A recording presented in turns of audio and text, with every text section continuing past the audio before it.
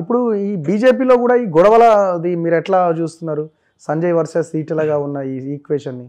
And last ఎలక్షన్స్కి ముందు అదే జరిగింది. ఇప్పుడు ఎంపీ ఎలక్షన్స్ అంటే ఎలక్షన్స్ అయిపోయిన తర్వాత కూడా ఆయన ఓడగొట్టుకున్నాడు, ఆయన ఓడగొట్టుకున్నాడు అన్న పెద్ద చర్చ నడుస్తూ ఉన్నది. సో ఇది ఈ యాంగిల్ ఎట్లా చూస్తున్నారు? ఇప్పుడు ఎంపీ ఎలక్షన్లో కూడా కరీంనగర్, మల్కాజ్గిరి అన్న దాంట్లో ఈటెల ఉన్నట్టున్నారు. చివరికి ఆయన మల్కాజ్గిరి దీంతో పోటీ చేస్తున్నట్టున్నారు. బీజేపీ పార్టీ అంతర్గత వ్యవహారాలు పక్కకు పెడితే ఒక బయట తెలంగాణ సమాజం ఎట్లా చూసిందంటే దుబ్బాక ఎలక్షన్స్లో రఘునందన్ రావు గెలుపు, తర్వాత జిహెచ్ఎంసీ ఎలక్షన్లో 48 సీట్లు గెలవడము, తర్వాత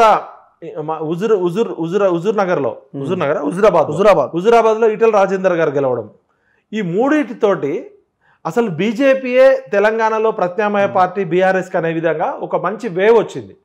ఆ వేవ్ని ప్రాపర్గా వాడుకోకపోవడంతో వీళ్ళు ఏమైపోయిందంటే 30 సీట్లు గెలుస్తాం, 40 సీట్లు గెలుస్తాం, మేమే అధికారంలోకి వస్తామని చెప్పిన వాళ్ళు తీరా 8 సీట్లకు పరిమితం కావడము, సింగిల్ డిజిట్ నెంబర్కి పరిమితం కావడం వెనక అసలు వీళ్ళ అంతర్గత కొట్లాటలు. ఇప్పుడు ఒక ఆయన రఘునందన్ రావు గారు ఏమైనా స్టేట్మెంట్ ఇస్తాడు, బండి సంజయ్కి తినడానికి డబ్బులు లేవు, పెళ్ళెమ్మడలో పుస్తలు అమ్ముకున్న ఆయనకి 1000 కోట్లు ఎట్లా వచ్చినాయని ఆయననే ఓపెన్గా చెప్తాడు.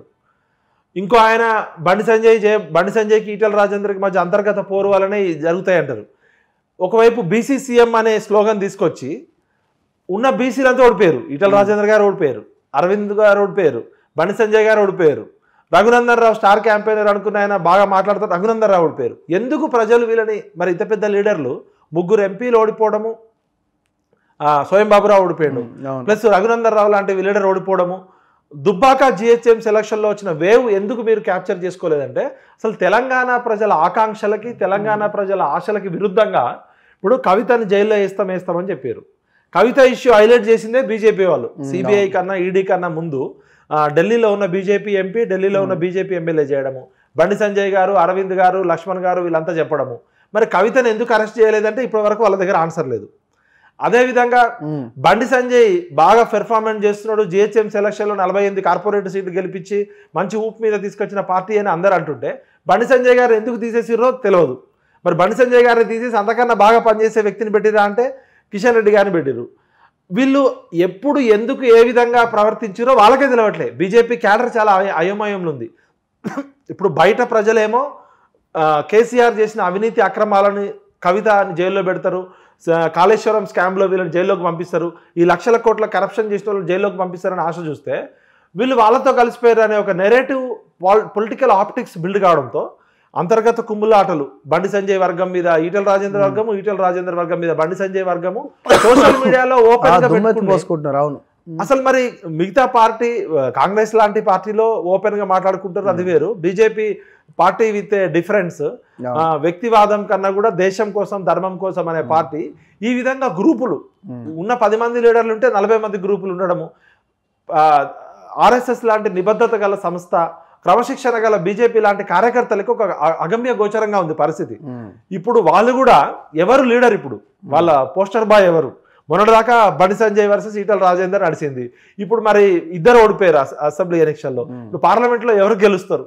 కొత్తగా 8 మంది గెలిచారు. అవును, కొత్తగా అసలు ఎటువంటి పొలిటికల్ బ్యాక్గ్రౌండ్ లేకుండా. మరి వీరు నిజంగా ఇంత సమర్థమైన లీడర్లు అయితే ఎందుకు ఓడిపోయారు అంటే ప్రజల ఆకాంక్షలకు విరుద్ధంగా ఏ పార్టీ పనిచేసినా కూడా ఓటమి తప్పదు. ప్రజలని అర్థం చేసుకోవడం, ప్రజలు అనుకున్నది ఒకటైతే వాళ్ళ ఆలోచన ఇంకో రకంగా ఉంది. ప్రజలంతా బీజేపీ దిక్కు చూస్తే బీజేపీ నాయకులు దిక్కులు చూసినట్టు అయిపోయింది పరిస్థితి. ఇప్పటికైనా వాళ్ళ అంతర్గత కుమ్ములాటలు పక్కకు పెట్టి వాళ్ళు సమిష్టిగా కృషి చేస్తే మన పెర్ఫార్మెన్స్ ఉంటుంది తప్ప ఒకళ్ళ కాళ్ళు ఇంకొకళ్ళు లాగడంలో సక్సెస్ఫుల్ అయ్యారు అందరూ. బీసీ లీడర్షిప్ విషయంలో కూడా కొంత వీళ్ళ మీద కన్సర్న్ ఉండే ప్రజలకి, అంటే వీళ్ళరే ఉన్నారు, ఎమర్జ్ అవుతున్నారు అని వీళ్ళే కొట్టుకుంటున్నారు. ఇప్పుడు బీసీ లీడర్, బీసీ ముఖ్యమంత్రి అని చెప్పారు. బీసీ ముఖ్యమంత్రి అనే స్లోగన్ 60 సీట్లు వచ్చినప్పుడు కదా, మీ చేతిలో అధికారం ఉన్నప్పుడు మరి బీసీ సెన్సెస్ ఎందుకు చేయలేదు? ఇప్పుడు బీసీ ఆ లైన్ వేరే. నేను అనేది ఏంటంటే ఒకవైపు బీసీ సీఎం అంటున్నారు, మీరు ఎవరో అవుతారు కదా ఒకవేళ మీరు పవర్లోకి వస్తే, వీళ్ళే కొట్టుకుంటున్నారు. ఇప్పుడు ఆ యూనిటీ బీసీ స్పిరిట్ అనేది ఉండుంటే నలుగురు, బండి సంజయ్ అయినా, అరవింద్ అయినా, ఈటెల రాజేందర్ అయినా, వీళ్ళు ముగ్గురు యూనిటీ ఉంటే బాగుండేది. వీళ్ళు ముగ్గురే యూనిటీ లేకుండా ప్రెస్ స్టేట్మెంట్లు ఇచ్చుకునేసరికి మరి ఇంత సీనియర్ అయిన ఈటెల రాజేందర్కి ఘోర పరాభవం, 2 చోట్ల ఓడిపోవడం. ఆయన గెలిస్తే కేసీఆర్ని ఓడించి బీసీ సీఎం అంటే ఈటెల రాజేందర్ అనే టాక్ పొలిటికల్ సర్కిల్లో వచ్చింది. మరి బండి సంజయ్కి ఉన్న చరిష్మా, హిందుత్వ అగ్రెసివ్ క్యాంపెయిన్గా ఉన్న లీడర్ కాస్త చెతికిల పడేసరికి ఇప్పుడు ఇప్పుడు వాళ్ళు అసలు క్యాడర్ అయోమయంలో ఉంది. బీజేపీ క్యాడర్ నమ్మకం కోల్పోయింది, మా నాయకులు ఏంది ఇట్లా చేస్తున్నారని.